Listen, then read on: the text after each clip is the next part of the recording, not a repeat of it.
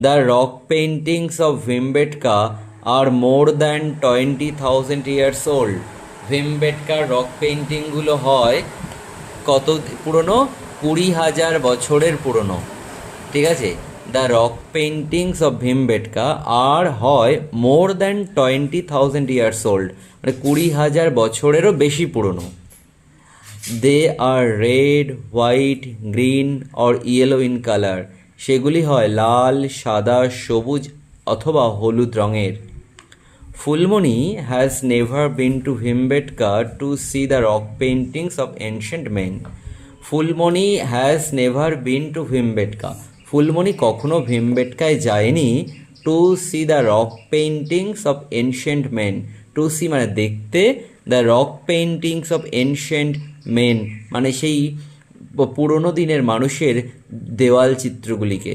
তাহলে পুরনো দিনের মানুষের দেওয়াল চিত্রগুলোকে দেখতে ফুলমণি কখনোই ভীমবেটকাতে যায়নি।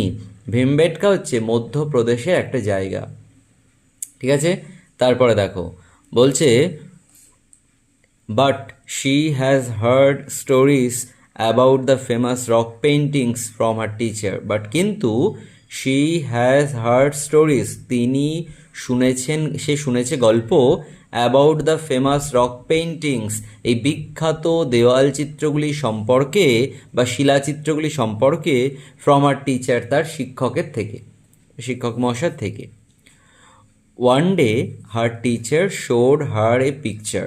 ওয়ান ডে মানে একদিন, হার টিচার শোড হার তার শিক্ষক মহাশয় দেখিয়েছিলেন তাকে এ পিকচার একটা ছবি।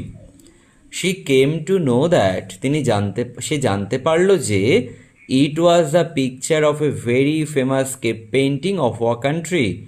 ইট ওয়াজ এ পিকচার এটা ছিল একটা ছবি, of a very famous cave painting খুব বিখ্যাত একটা গুহাচিত্রের, অফ আওয়ার কান্ট্রি আমাদের দেশের। তাহলে সে জানতে পারলো এটি ছিল আমাদের দেশের খুব বিখ্যাত এক গুহাচিত্রের ছবি, যে ছবিটা দেখিয়েছিলেন তার শিক্ষক মহাশয় তাকে। হ্যাঁ, do you want to see that painting? তোমরা কি চাও সেই ছবিটিকে দেখতে? হিয়ার ইট ইজ, এখানেই আছে এটা, এই যে হিয়ার ইট ইজ।